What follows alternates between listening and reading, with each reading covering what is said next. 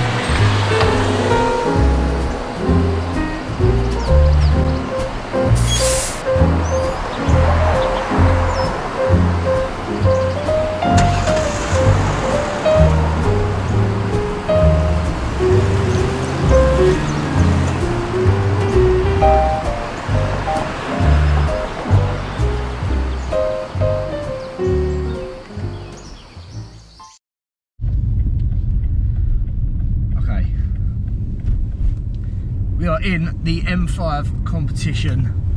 This is a 4.4 litre twin turbo V8. Produces 620 horsepower, 750 Newton meters of torque. Yeah, it's a beast. It sounds incredible. It does 0 to 60 in 3.3 seconds, BMW claim. BMW's first car to pioneer the X-Drive system, which you can change in 3 different settings. Right, Two-wheel drive, four-wheel drive, rear-wheel drive bias, four-wheel drive. It drives like a typical BMW, very, very sharp with the handling. You can always feel like the rear-wheel drive is pushing you through the corners. Obviously, it's not as sporty as like an M3 would be, because it's obviously set up more of a family car sort of setting. Whereas like I've got the new G20. And getting in this and getting in that, like my car feels much more sharp, whereas this feels more on the power side. Right, okay. Okay, so while we've stopped at a red light, in the interior we've got a selection of buttons down here. So we've got an exhaust button, steering button to stiffen up the steering, stiffen up the suspension, and make your throttle response more responsive. And the gear stick, we've also got like a toggle switch that speeds up the gear changes, so you can have a play around with that as well.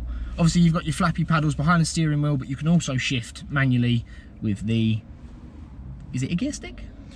It's like called the M selector. M selector, okay. Yeah, sort of.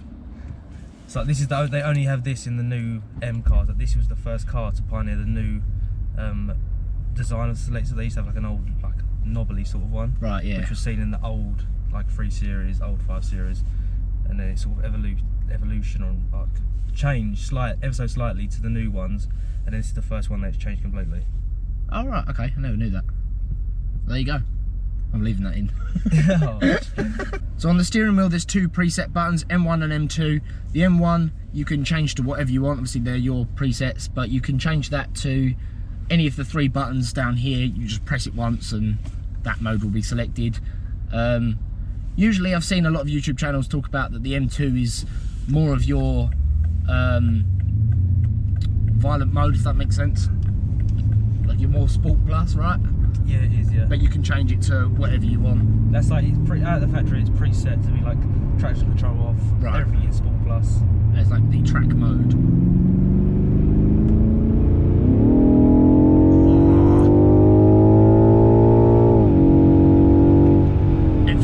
You back in your seat. Yeah, this car moves. Did I see this one has the carbon ceramic brakes? Yeah, because it's M competition, they come with carbon ceramic brakes. Oh, okay. Carbon roof.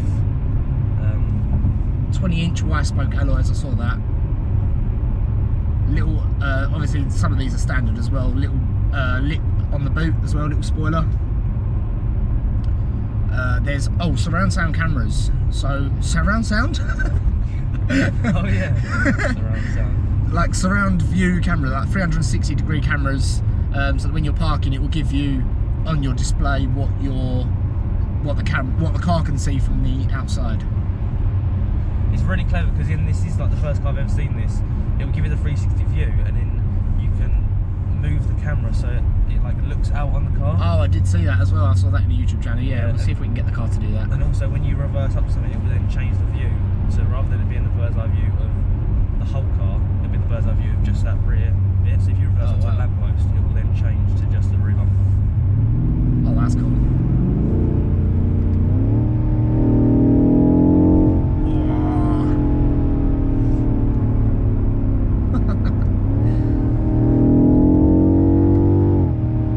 It does. I mean, I think I'm gonna have to pick at it a little bit. The interior, I think, is a little bit basic. I think it's very. I mean, I drive a Mercedes. I drive CLA Mercedes. Yeah. So I think that's quite a better looking interior than this. This is very like typical BMW. It's quite, materials are very high end, but design itself is very sort of conservative and typical. Everything is where it's like comparing it to a very nice Volkswagen. It's not like an Audi where it's a bit avant-garde, like their new interiors are very spaceship-like. Right, yeah. This is very typical. It is very typical BMW, and everything's in black. So at a quick glance, I'd say that everything's quite hard to focus on at a quick glance, unless you know where it all is. This thing down here, I would personally hate because you have to look down, whereas it's not a button. Yeah. That is a 10.25-inch touchscreen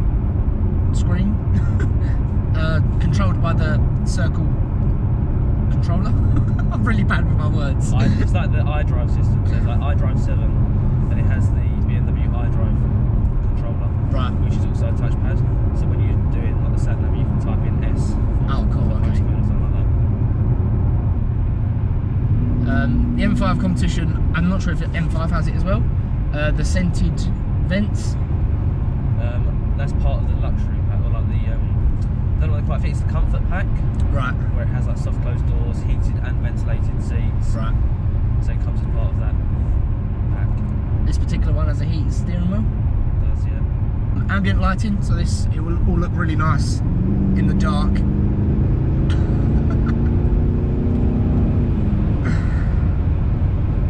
I do like V8s, and I've got a soft spot for a V8, but I don't know, it sounds forced.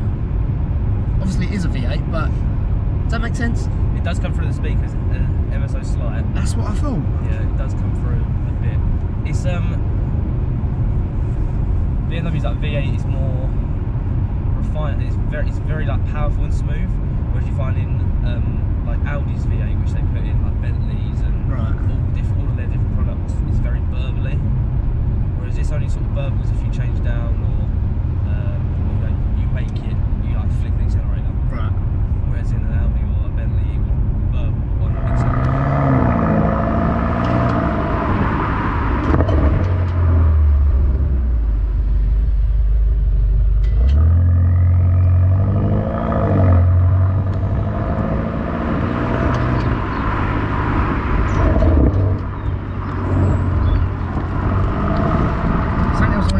Is that actual size of this car. It's enormous. So the car itself is just under 5 meters long, which in perspective is almost as tall as your average adult giraffe. It's also 3/5 the length of a London bus. So this thing is a long car, but you don't really feel it. It's the steering wheel's sensitive, right? It's very like well positioned, like they're driving. You can tell where, because of the big bonnet, you can tell where the front of the car is. Yeah. So you don't really feel. You don't feel like you're in a big car. You don't feel like you're in a big car. No. It's got upgraded suspension. obviously with the touch of the button, but I've read the sway bars and the wishbones, is it, have been upgraded? Yeah, probably, and also probably have reinforcement underneath the bonnet to keep the chassis stiffened. The engine mounts have all been stiffened. So although it is a big car, it doesn't feel it, especially with that twin turbo V8. But I can't help but sit in an M5 and think it needs a V10. It's obviously unpractical right now and it'll never come back, but V10 M5 was incredible. Never actually got to drive the V10, so I can't comment on that one. No. I'm not driving this one because I'm too young. I'm 24. Unfortunately, the driver sitting next to me is 19. I'm not bitter at all. Yeah, but you have to be 25 to be insured at their company, so that's why I'm doing it from the passenger seat.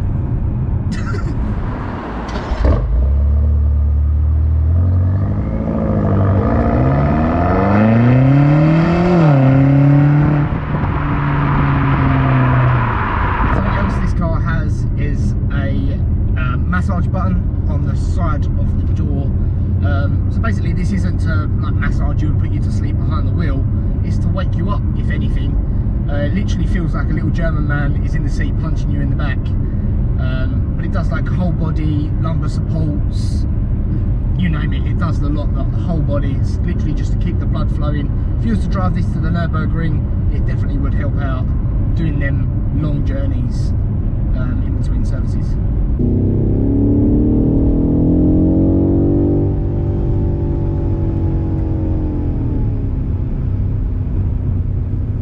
The thing you forget is that 0 to 60 in 3.3 seconds is almost supercar performance. Sitting in a luxury, I think a 570S does it in 3.2, so that is supercar. Wow, it's crazy. It is mad. But I am being biased because I own a Mercedes, but I personally think I would still have the E63. But that's only because I'm a Mercedes driver. I personally would never ever buy a Mercedes AMG. Really? Because they drive, in my opinion, like I get to drive all different cars. Yeah, yeah. They drive shit.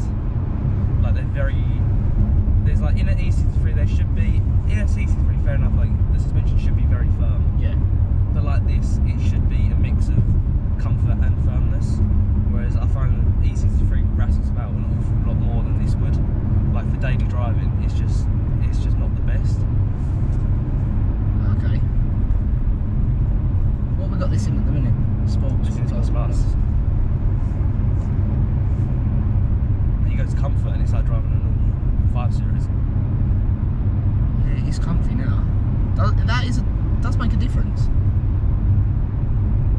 I always thought they were a load of shit, like you just press the button and nothing happens. They do, like, in recent years they do make like the biggest difference because obviously the technology was like evolved a lot. Yeah. I'm doing it. See, it doesn't.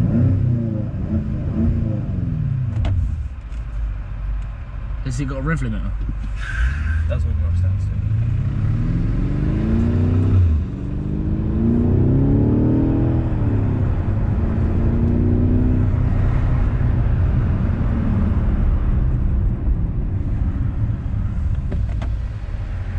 Here we go, red light.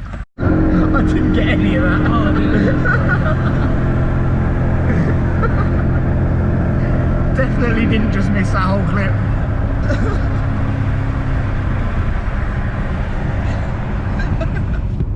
Do you know what I do like though? This 3-colour strip on the seatbelt. Yeah, the That's pretty cool.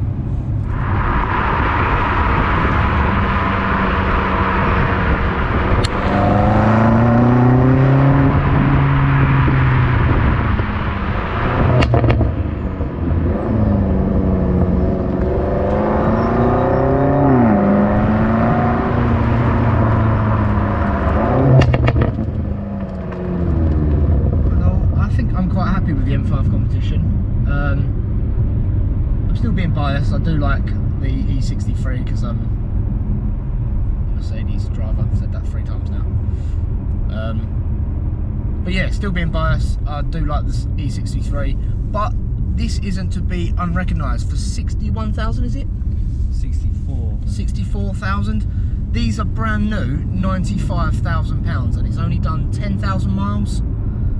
This is an absolute steal for what you get. The carbon ceramic brakes are a £7,500, I'm pretty sure, optional extra.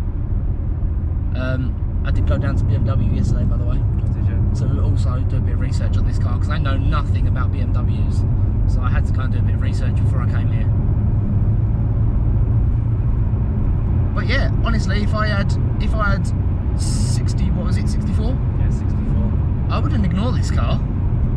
Sitting here now, I would be quite happy to spend £64,000 on a car that's really worth 95,000. It's a year old and it's done 10,000 miles. Depreciation is a bitch.